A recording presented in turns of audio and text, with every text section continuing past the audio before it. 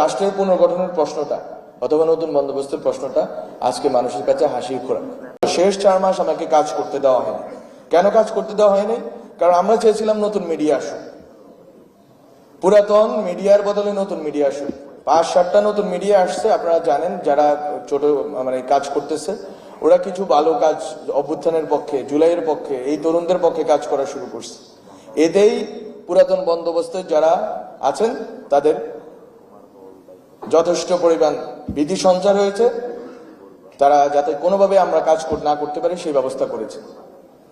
তো এই পুরাতন বন্দোবস্ত থেকে নতুন বন্দোবস্তে পদার্পণের যে 4টা কথা বললাম, যে আপনার ক্ষমতার কাঠামোর পুনর্বিন্যাস লাগবে, সম্পদ এবং আপনার ভূমির পুনর্বিন্যাস লাগবে, আপনার এই যে ন্যাশনাল ক্যাপিটাল বা জাতীয় পুঁজি যাকে বলি আমরা, সেটার পুনর্বিন্যাস লাগবে।